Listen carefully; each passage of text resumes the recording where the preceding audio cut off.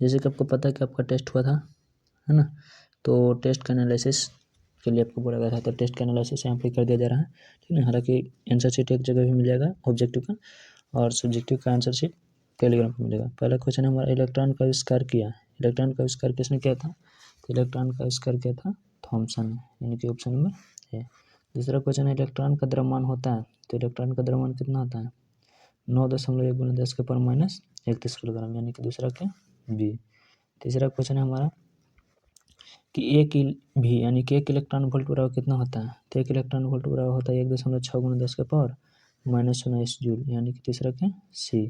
चौथा क्वेश्चन है हमारा, अधिकतम काज फलन होता है। अधिकतम काज फलन किसका होता है? पोटेशियम का, सीजियम का, एल्यूमिनियम का या प्लेटिनम का? तो अधिकतम काज फलन होता है प्लेटिनम का, ठीक है। न्यूनतम काज फलन किसका होता है? तो न्यूनतम होता है सीजियम का।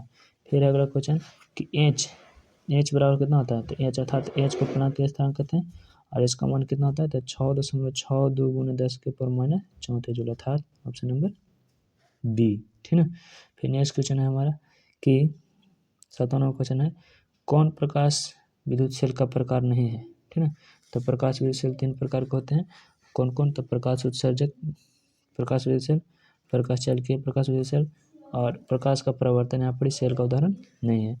नेक्स्ट क्वेश्चन है, प्रकाश ऊर्जा के छोटे छोटे पैकेट के रूप में जो चलता है उसे क्या कहते हैं? तो उसे कहते हैं फोटोन, अर्थात ऑप्शन नंबर बी। फिर 9वां क्वेश्चन हमारा, निकेल क्रिस्टल द्वारा प्रकीर्णन के महत्तम ऊर्जा उभार कब होता है? तो 54 वोल्ट में सबसे ज़्यादा उभार, कितना डिग्री कौन? तो 50 डिग्री का कौन, ठीक ना। फिर हमारा क्वेश्चन है कि कैथोड किरण है। कैथोड किरण क्या है? तो कैथोड किरण एक धनात्मक किरण है ना, तो हम यहाँ पर संकेत के रूप में प्लस के लिख देते थे, यानी धनात्मक किरण है। फिर 11वां क्वेश्चन कहता है, ईवी मापता है अर्थात इलेक्ट्रॉन वोल्ट क्या नापता है? तो इलेक्ट्रॉन वोल्ट मापता है ऊर्जा को, है ना। एच प्लांक स्थिरांक की बीमा है। एच प्लांक स्थिरांक की बीमा क्या होती है? ml², है ना। इसका सही आंसर क्या है? तो ml² T इनवर्स, यानी option number C. Next question है कि प्लांक नियतांक का मात्रक होता है। तो प्लांक नियतांक का मात्रक क्या होता है ना। तो ये खाली स्थान वाला क्वेश्चन था, तो प्लांक नियतांक का मात्रक होता है जूल सेकंड, ठीक है ना।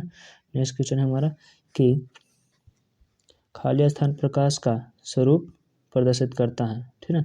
और 15वां क्वेश्चन है, गतिमान कणों का संबंध किस तरंगों से है?